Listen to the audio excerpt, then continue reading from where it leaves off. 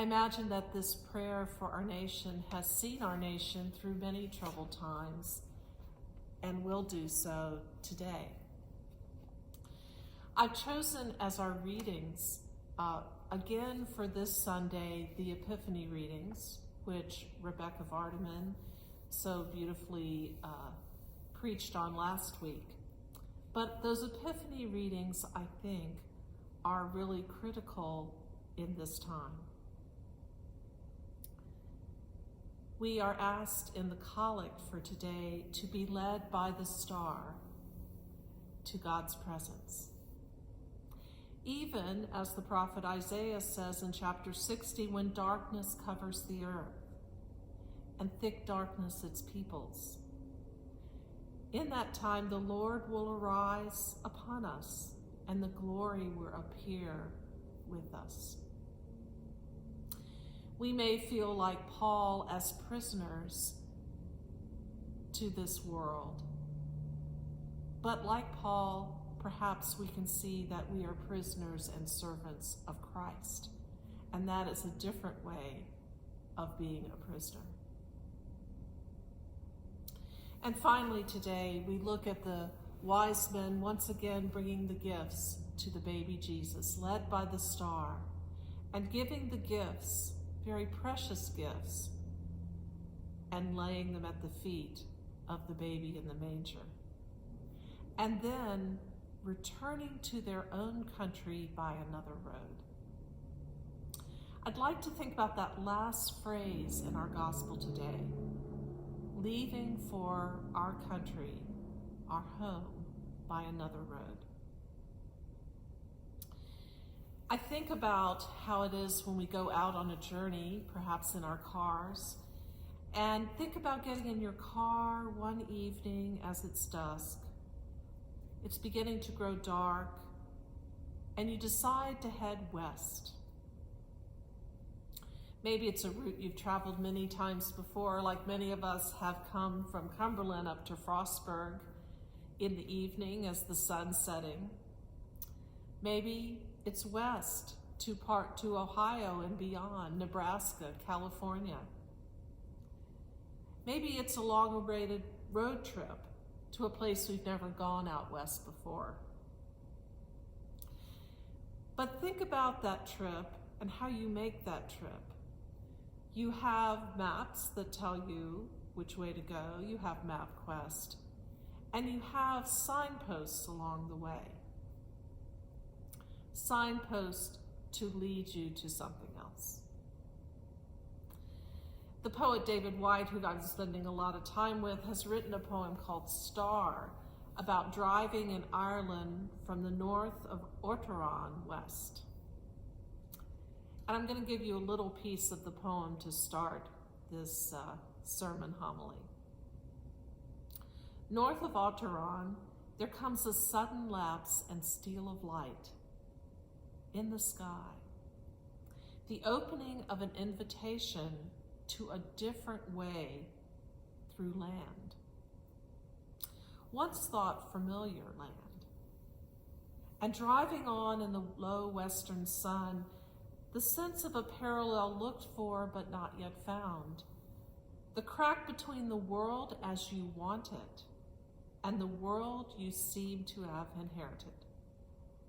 The evening light beginning to pale everything, and the great discipline remembering to drive that road into the disappearing gleam and not lose sight of the beckoning interior horizon. Never to pass the door to the liminal world, but to go another way. It seems as though we've been going another way, on another road, for a good long time, perhaps since March, but maybe for some of us even before. How do we stay in community, in conversation, when we're going in a way that seems to be beyond anything that we're aware of, beyond our awareness? We have so many questions beyond what we can see. When will this pandemic end? When will I get my vaccine? When will I see my children, my grandchildren, my friends, my family, my parish family once again? When will we as Emmanuel worship together in one space? Will I want, or you want, to worship in person anymore? What will become of everything that I hold dear? Time marches on. How do we stay in this unknown destination of time when we feel so out of it? It is like driving at the end of the day as darkness comes and trying to find one's way into a place we've never been before.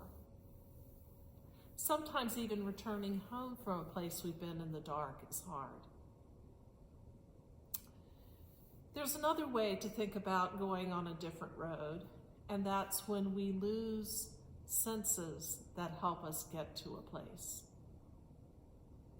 Poet Mark Nepo, who I've also been reading, says that when he began to lose his hearing as a result of chemotherapy, he had to rely on different intuition and instinct. He says the way we think and feel and sense our way into all we don't know is really the art of intuition. It's the art of discovery. To intuit means to look upon, to instruct from within, to understand or learn by instinct. An instinct refers to a learning we're born with. God has given us the instinct to intuit the unknown way forward. It's the very personal way we listen to the great universe in order to discover and rediscover the learnings we're born with. Intuition is a deep form of listening that, when trusted, can return us to the common, irrepressible element at the center of life and to the oneness of things that surround us and makes us resilient. So Nepo talks about how he lost his hearing, and some of us, you, have begun to lose hearing. And you know, it starts very subtly. With perhaps you're in the kitchen, you can't quite hear everything your beloved is saying in the other room.